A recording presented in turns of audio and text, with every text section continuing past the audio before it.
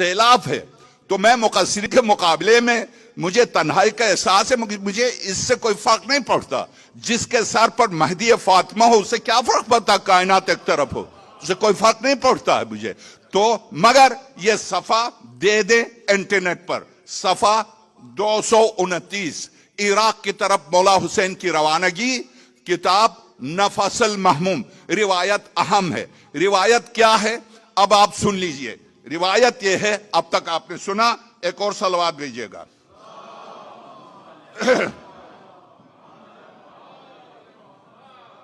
अब इब्न अब्बास से रिवायत है, अब्दुल्ला इब्न अब्बास से रिवायत है, मुफस्सिर कुरान से रिवायत है, शागिर्द अली से रिवायत है, शागिर्द पैगंबर खुदा से रिवायत है। अहले सुन्नत की जितनी तफासिर में जो रिवायात है उसके बानी अब्दुल्ला इब्न अब्बास हैं।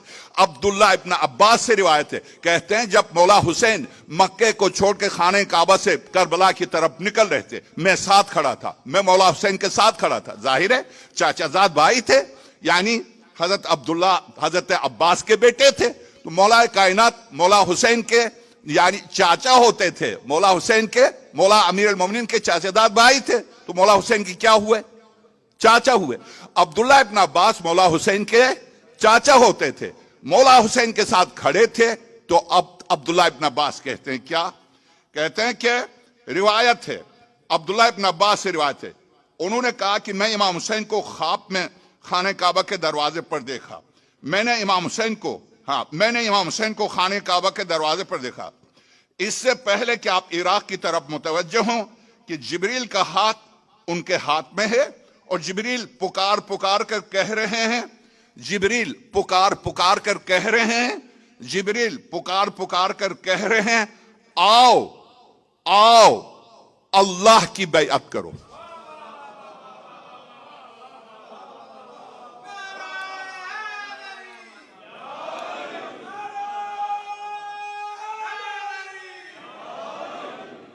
मैं सवाल करता हूं मुसलमानों से, मजलिसी ने यह रिवायत नकल की है, सैयद हाशिम बहरानी ने यह रिवायत नकल की है, शेख अब्बास कुमी ने यह रिवायत नकल की है, अल्लामा हिल्ली ने यह रिवायत नकल की है, इन उलमा बुजुर्गवारों ने रिवायत नकल की है।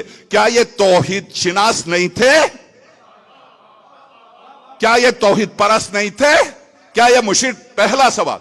दूसरा सवाल ये, जिब्रील अमीन वही कहां से लेकर आता था? क्या अल्लाह शिनास भी नहीं हुआ था जिब्रील? कहां से वही लेकर आता था? जो वही इलाही लेकर आता है उसकी निगाहों में अल्लाह खड़ा है हुसैन की सूरत में।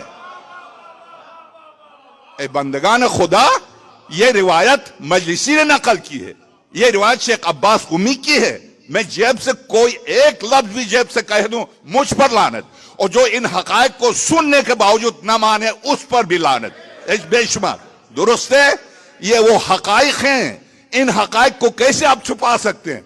आप अपने गलत अकीदे को मजहब का रंग देते हैं। 85 साल दौर बनवा मैंने क्या किया, इसीलिए मैं मैसम तम्मार के हुकूक को अदा करने, आज हजरत हौर पर मसाइब होंगे, मगर आप यकीन जाएंगे हौर से पहले जिंदगी भर जिन्होंने, हौर ने तो करबला में आकर मौला हुसैन का साथ दिया, मगर जिन्होंने पूरी जिंदगी अली की गुलामी में गुजारी, हुजर इब्न अदी है, तिरमा इब्न अदी है, सासा इब्न सोहान है, ज़ैद इब्न सोहान है, और इसी तरह रुशैद हैं जिनका कल मुख्तसर सा जिक्र हुआ, मैसम तम्मार है।